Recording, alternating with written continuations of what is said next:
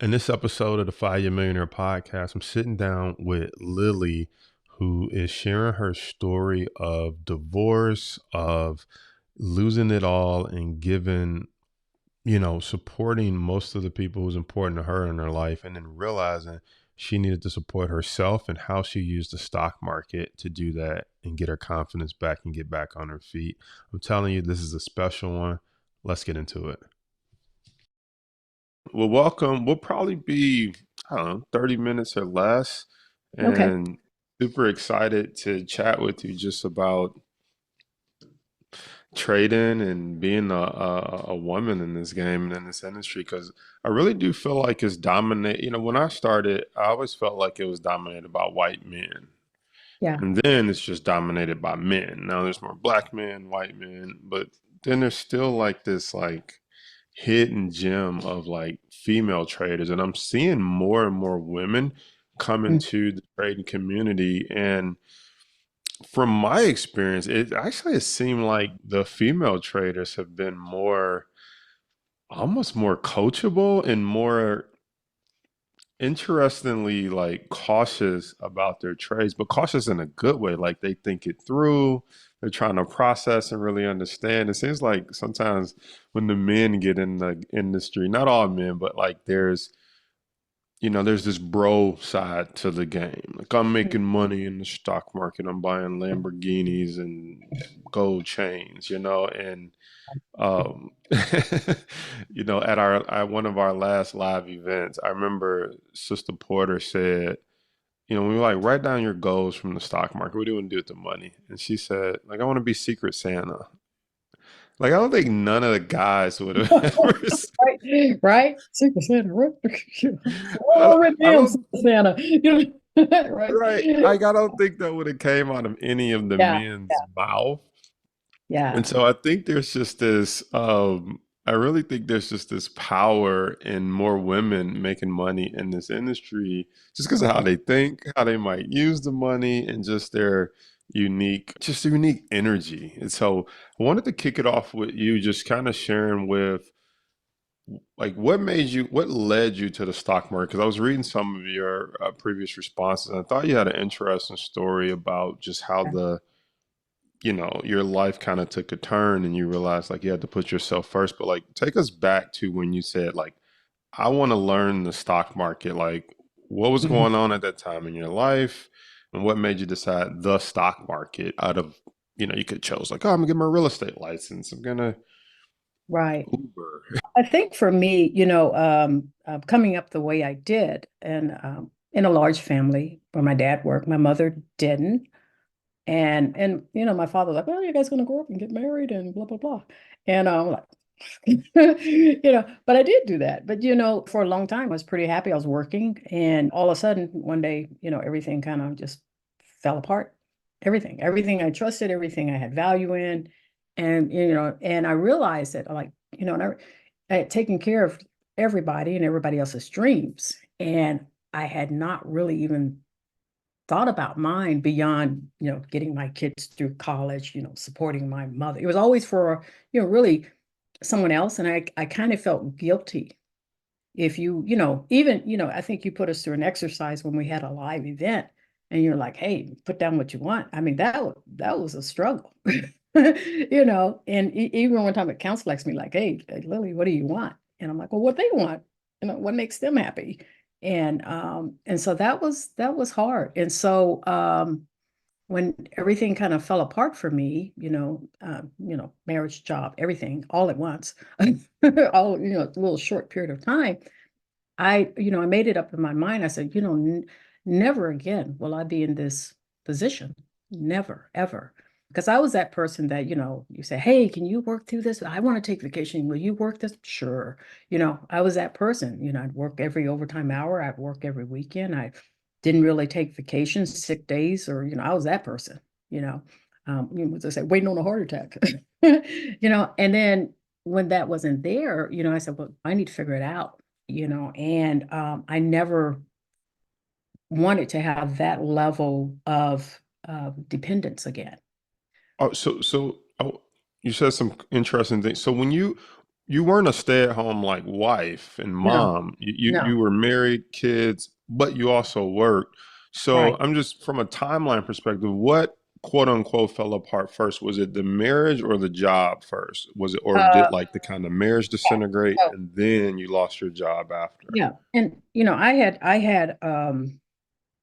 had retired from the military, and right after that, my marriage fell apart. And right during that time, my kids were headed to college, and they were going to private college. And there was a time frame where was paying three of everything. So three car notes, three house notes, three cell phones, three everything.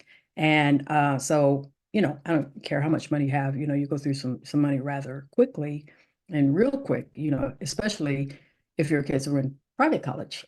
you know and then even after that, I facilitated, the support of them. I always supported my family. When I left home basically for all practical purposes with the clothes on my back. And I had worked myself through education. I have a ton of education. I can tell you 99% of it was through night school while trying to raise kids, trying to be married, trying to work full time, working 12 hours, however many hours, military, there's 24/7, and so it was really kind of, and then, I kept my kids involved in, everything I could do. I was that mama. And then when all that kind of, just like I said, really fell apart at once, um, and it was kind of like, how people, you get accused of doing something that you absolutely did not do. And I absolutely did not do it. And but I paid a price, and so here I am. I'd already I'd given my car away, so I didn't have a car. And so it's like, duh, here I go. But I've always been we say frugal, and I was always passionate about, helping people and all of that. And but I had not really thought about like, hey, what happens, if the crap hits the fan, what are you going to do? I guess I never, ever, ever contemplated that. And so for me, when all of that kind of like say happened kind of in a relatively short period of time, I just had to figure it out. And so I started the arduous task of trying to, I'm not going to be an entrepreneur. I got a job, And so, that was not a desire. Maybe it should have been, but it wasn't. And so, but I know I needed to figure it out. And I know that for me, I wanted to have a little bit more control over what was going to happen to me tomorrow. If all else fails, what am I going to do? And I think sometimes we kind of wait. There's no knight in shining armor. It's you, it's you. And so and then when I first really got into trading, I mean, even to this day, like, why are you doing that? It's never going to work. You're going to fail, et cetera, et cetera. And I'm like, well, yeah, I guess I'm going to die trying. So Now, and so before we get into your trading career, like yeah, I think a lot of people can relate to this, especially women, but maybe even some men, where I've seen these situations where, like you said, you're in this relationship and you think like, oh, I'm going to be with this person for the rest of my life. And maybe one person's making money, maybe both of you are making money. But yeah, I think sometimes when one person makes money, a couple things happen. yeah, Even if you're both making money, yeah, one person starts to feel like, well, I don't have to continue up leveling my skills because my husband got it, or my husband doesn't have to keep up leveling skills because my wife got it. right, Or one person makes the money and the other person doesn't feel like they need to learn a chat GPT or they don't need to learn the stock market. They're like, I just stay home with the kids, whether I stay at home dad, whether I stay at home mom. Right. So yeah, you got the stay at home person. Sometimes we feel like they don't have to learn anything. Or you both work, but one person makes more money. So you feel like, this person's job takes care of everything. And I don't think a lot of people stop to think, what happens if me and that person no longer are in partnership? And I don't just mean like a marriage fell. I could, my dad passed away when I was 2 years old. So, I mean, my mom didn't just, yeah, she didn't get divorced. She just got thrown into a unique situation. So divorce is unique situations, death. Um, I've seen people go through illnesses where they can't perform the job that they used to do anymore. Yeah. So all kind of things like that. And so to people who, I guess before I go to thinking about other people, like what was going through your mind when you said like, wow, maybe I put these skills on the back burner for a while because I was focused on everyone else. And then what gave you kind of the strength to say like I have to start to learn a new skill or industry? Because most people would kind of take the opposite road and they say like I can't do this because I haven't.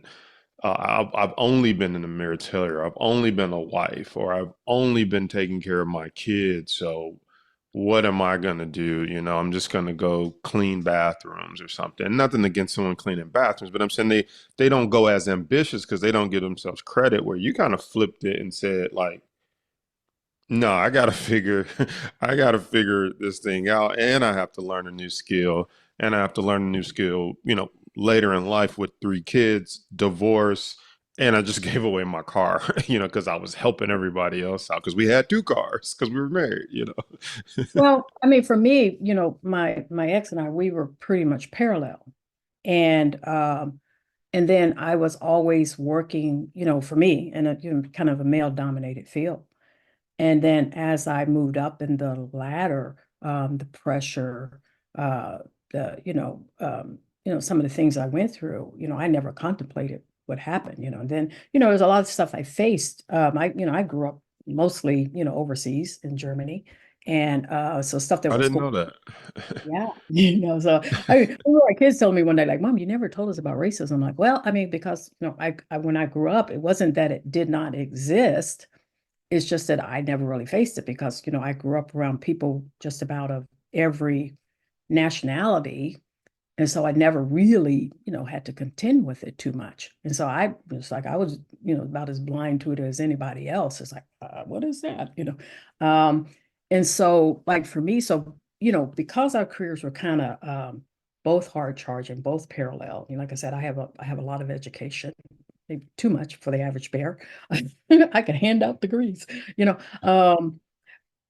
But all of that was just work, work, work, work, work. And so I had, I basically worked 24/7, and I didn't, really take that time to figure out like, okay, while you're working so hard. And then I was, captain, like I said, I was Captain Save a Day, you need this. Okay, here I am saving the day again. And I remember whining about that one time. And my friend's like, well, why are you trying to save the day? You're doing it. And you can't blame them, And but I realized that like, wow, what am I really working for? What do I really want? I'm 60 some years old. What do you want the rest of your life to look like? And I was accustomed to a certain lifestyle or certain blah blah blah. And I grew up like I said, dirt poor, and then I had worked my way up, and then all of a sudden, the rug was pulled from under me.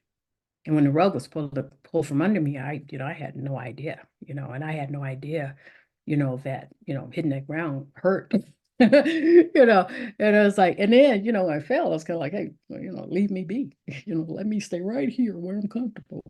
And I realized I couldn't do that. I had never been that way. Even growing up in a home, with six kids, and my dad was the only one that worked. I was never that person that just said, "Oh, okay, this is it." I was always trying to figure a way out, and to figure a way, not only for myself, but to support my family, support my mother, my father, my sisters, my brother. And I did that, and I did it for a very long, and friends and everything else. And then but I had to kind of figure it out.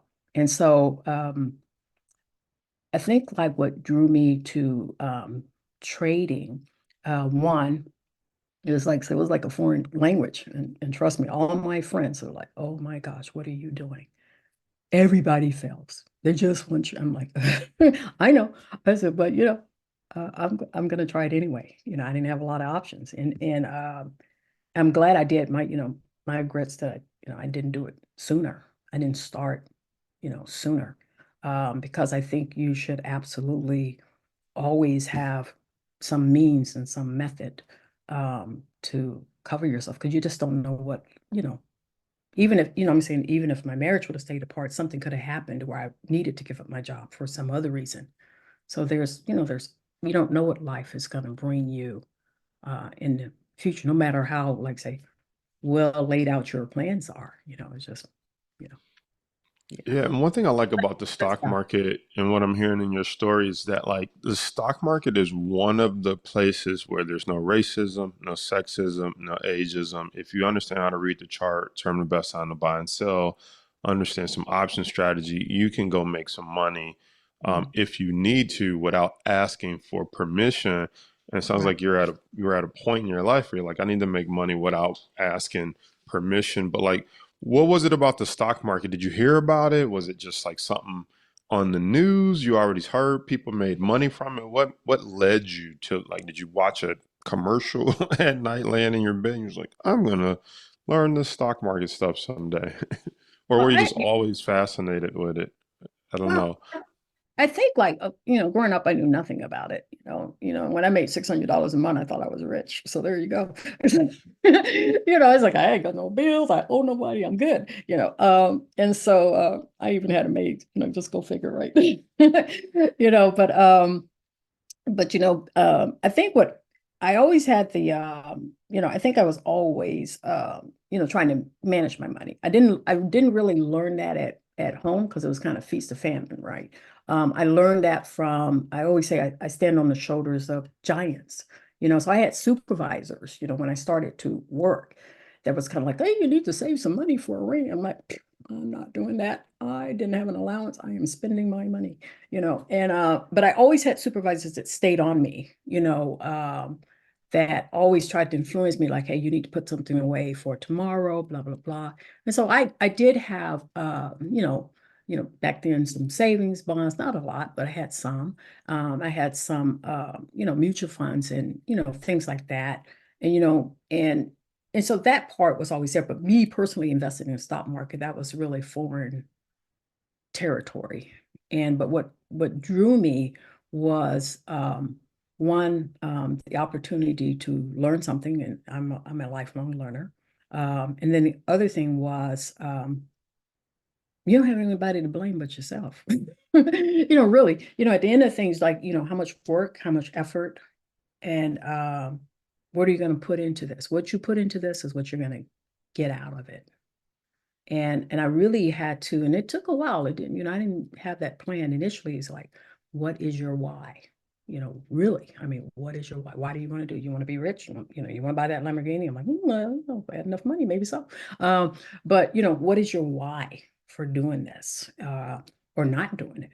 And that took me a little while to answer, and that's still evolving, in my head. So, because I'm a bling Yeah, bling girl. I'm a bling bling. I like bling bling.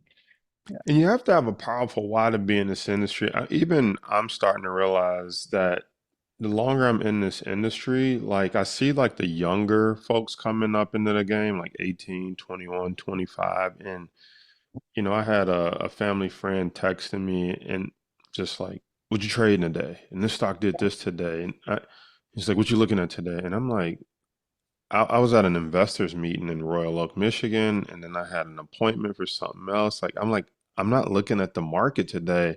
And I Right. realized there's this graduation of like, what do you really want from the stock market? Not just your why from like, what do you want to buy, but like, Right. what kind of lifestyle are you trying to create? I'm more and more realizing every day that like, I'm just not interested in being in front of a computer all day trying to find what's next to trade. I'm like, I got a couple trades on. They don't even expire for like 90 days from now. Like, Mhm. I'm not watching it every day. I'm not concentrating on the fluctuation.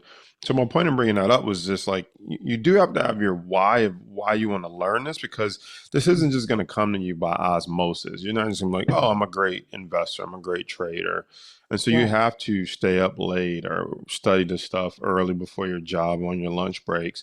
But then you also have to think about what are you actually building? If you become successful in this, what do you want it to look like? And so you said something earlier, and I read it when you wrote it down.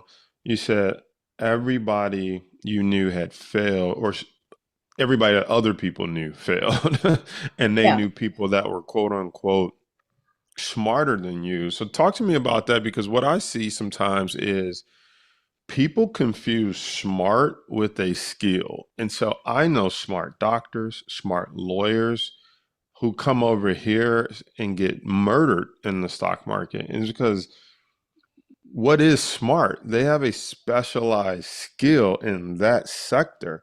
That right. skill does not, that skill has no bearings over here.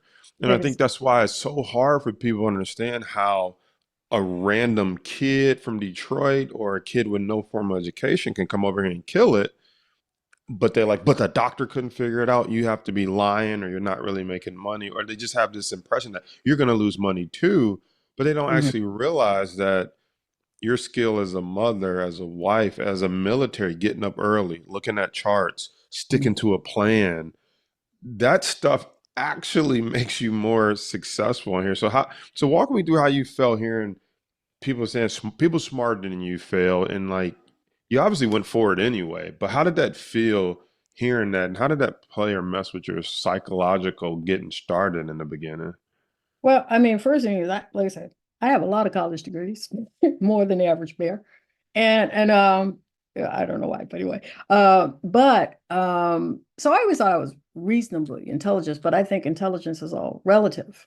It depends. Intelligent. I mean, if you ask me to go, operate on somebody, it's like, dude, I'm going to last about 1 minute. That's it. And that's it. So it's all relative, and it's a skill set.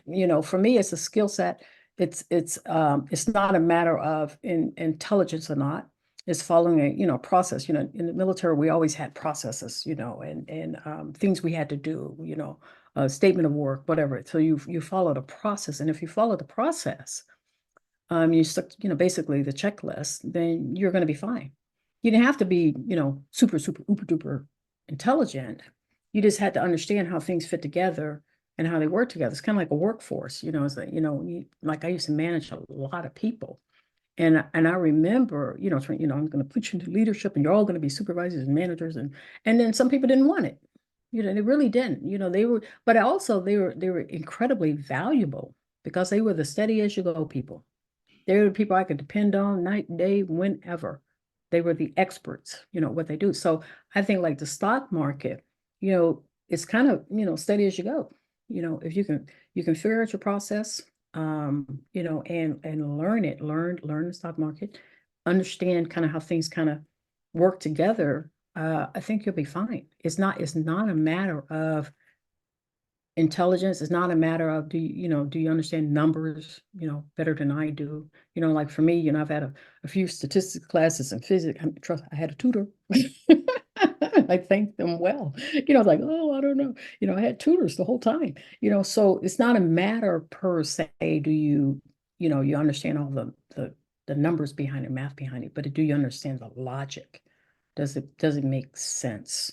And so that's not necessarily intelligence. I actually think, some you could teach to somebody relatively young, to understand that process. And I think sometimes we're scared because, and I was kind of the same way. It's like, oh man, this is really over my head. This is not something, I ever thought I'd find myself doing. But once you start doing it, you're like, oh, okay, it's not so scary, and it is something I could do. And it is something that, maybe one day I could tell somebody else. Um, and that's just it, because I think you got to have, you know, multiple, kind of streams of income also. And I think that this is a good way, if you're working full time or you have a part-time job or you're trying to raise your family, whatever, for women, hey, this is a good way to learn a skill set that can last you a lifetime. you know if everything else fails, you can still do this.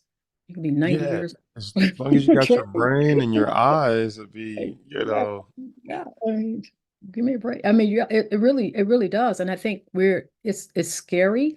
And I think it's scary because the people make it scary. And I can tell you, I've been in some chat room, and it's always, hey guys. blah blah blah. They don't, I don't know who I am. They don't know, like I'm a girl, not a guy, you know.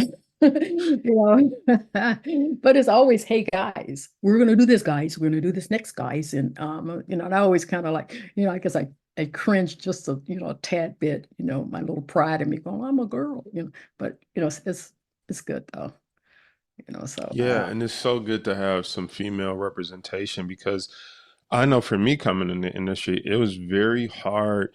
Your mind plays tricks on you. And because I didn't see any black men, yeah, especially not any young, young or black men, I yeah. thought number one, I couldn't be successful in the stock market until I was old. And then I wasn't even sure I can be successful because I wasn't white.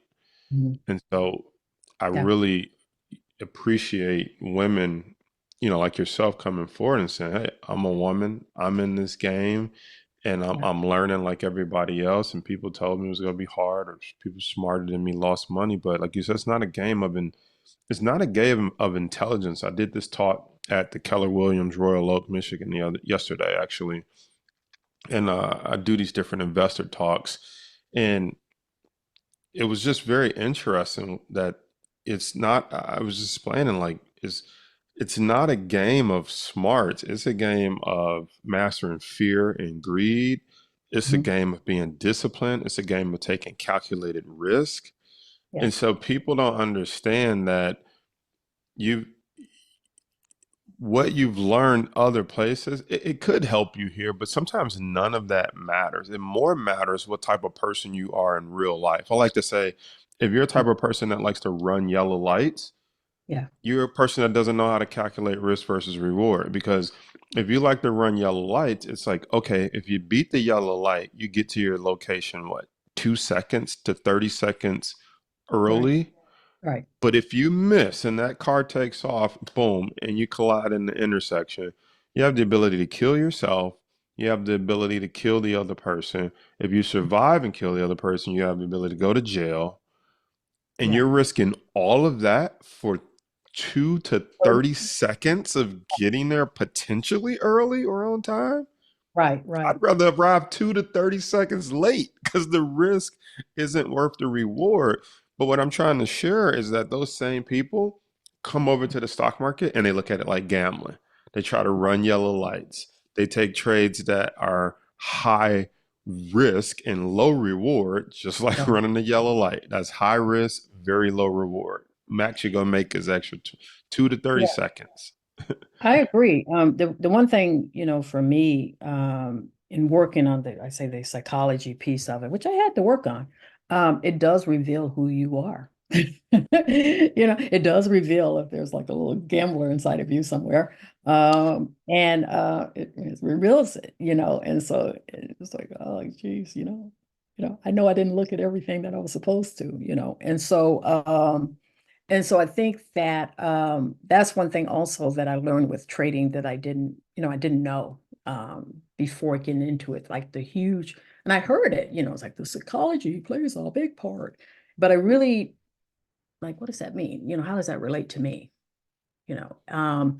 But it does reveal, like say, who you are. It does reveal your decision making capacity, or how do you make decisions, you know, and it really, like say, it's not a matter of, intelligence or not. It's just a matter of, do you have a plan? Do you understand what you're doing? Are you operating out of fear? And I was never that person that say, "Hey, just tell me what to do, and I'm gonna go do it," and that's it. I was kind of never that way with anything, and I didn't want to be that way trading in the market. I want to say, "Hey, I want to understand. I want to know. I want to know the why. Why am I doing this? Why am I making this decision? Why is this decision better than that decision, or is this the right time?" And so that part of the, like I say, learning about how to trade has been, very beneficial to me to understand that piece of it. Yeah, it's so powerful to actually understand it, not just follow people blindly. So as we get ready to wrap up, I'd love to hear what was your biggest non-financial win? Meaning it had nothing to do with money, but what was like one of your biggest wins with just getting involved with the stock market? I think for me, it's like I had a lot of fear, you like say, coming into it.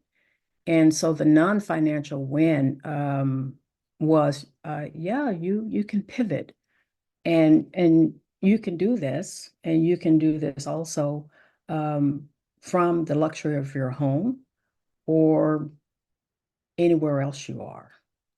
And I was afraid of that pivot. I had done kind of the same thing, and the same thing had kind of always worked. And this was far removed from that. And so, and far removed also from, you got two incomes, you go 9 to 5, blah, blah, blah. And so I think for me, that's the biggest, it's that piece where you, you trust yourself and you trust the decisions. And I think sometimes, we trust like everything else but ourselves. Like, well, what if, Yeah. you know, and so I that think was important piece for me. I think that's powerful, right? Like people always think like, "Well, how much money can you make?" It's like that's why I like to ask, what's a big non-financial one? Because what Yeah. price tag do you put on? To me, what I heard was trust and confidence in yourself. Like how Mhm. much does how much does that cost? Like you can't go to the store and buy a bottle of Trust Myself. You Yeah. can't run up to the gas station and put $100 in the confidence tank. And so to be Yeah. able to have the confidence to pivot to a new industry, to be able to trust yourself, trust you can learn some, trust it's going to work out. Uh, I mean, that's priceless. And it really is because, again, you can't quantify it, right? You can't say, I'll buy a bottle, trust myself for 3,000, but if it's 4,000, no, I don't want it, right? It's just, it's priceless to get that. So that's Yeah. huge. Now, if any of your family members come across this podcast, you cannot ask Lily for any money because I'm about to ask her next. What's the biggest financial win that she's had? Yeah. Yeah. And I I don't mean, mean it was, oh, and I don't mean it was recently either. So don't be oh, looking for no handouts. I know, But I right? mean, just looking back over your whole career, one that you're whatever you're comfortable sharing, like what's one of the times that you made some money in the market and you was like, wow, that blew my mind that I made that not working. Yeah. It was $10,000, and that was a couple years ago.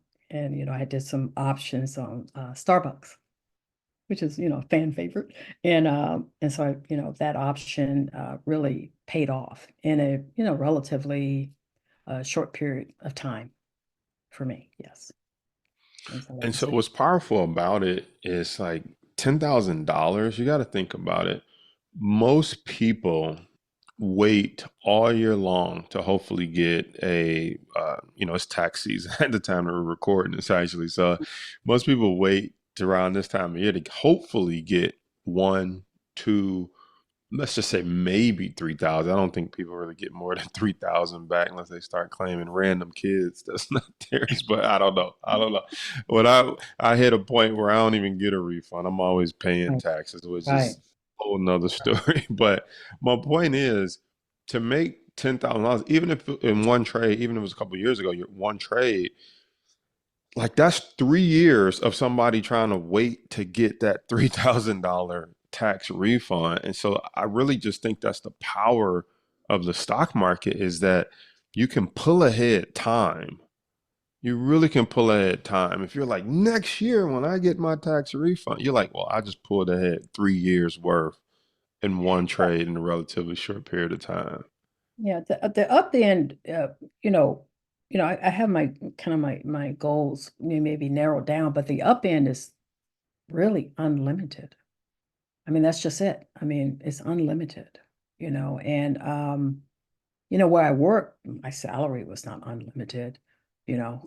I'm gonna pay you triple today. You don't know, you're not, so it really opens the door in terms of opportunities. It opens the door in terms of, maybe expanding your vision and expanding, some things you might personally desire.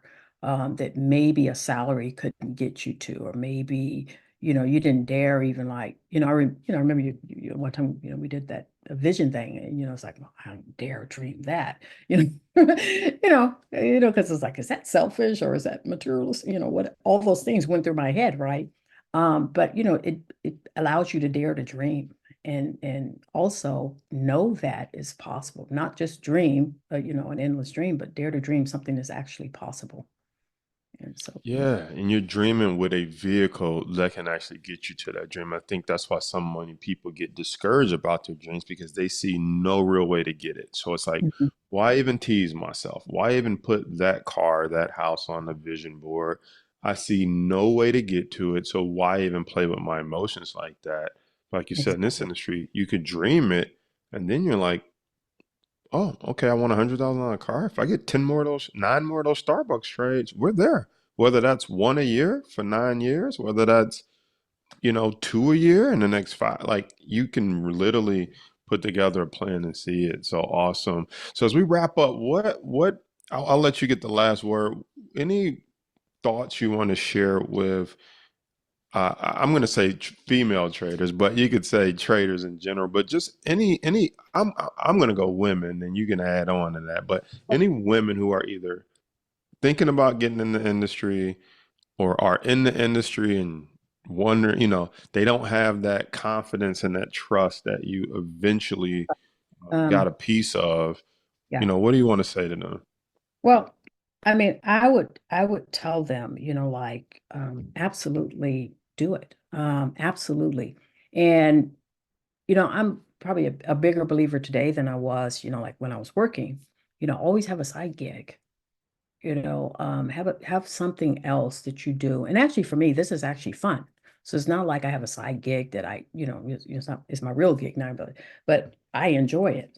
I like it, even though, like, the learning curve, I had to learn some things, but I really love being in the stock market. There's probably not a day where I don't read something or learn something that I'm trying to understand about the stock market. It might be 10 minutes, it might be 15 minutes. I'm not going to sit in front of my screen every day, all day.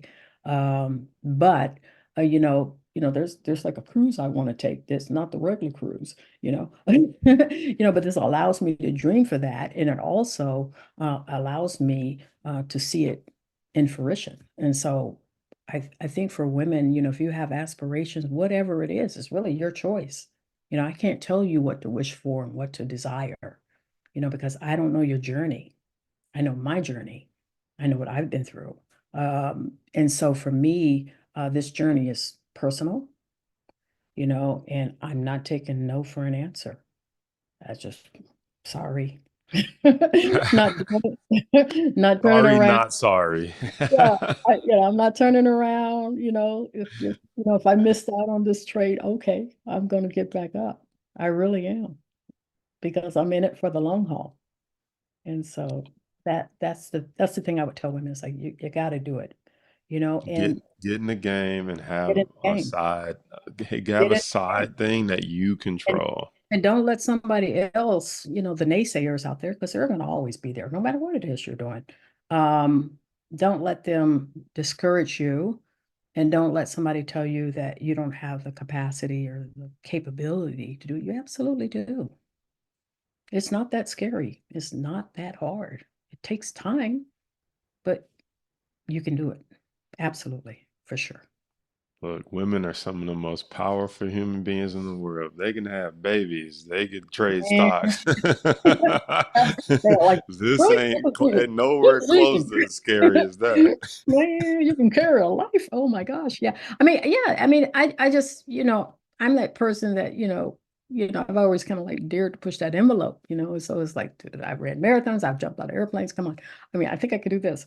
And so it's like, absolutely, and I actually have tried to like beg people, come on, get on the ship, come on, because I really do want them to see that it's not some scary entity that's just for the big boys or just for people that, don't look like them, you know, um, not true, you can do it. So, mm-mm. Yeah, like I said, I'm not taking no for an answer. So, There it is. I like that. I ain't taking no for an answer. So, my girl Lily, thanks for chatting with me, and I'm sure this episode is gonna resonate with a lot of people out there. yeah, have a fabulous day, Jason Brown. You too.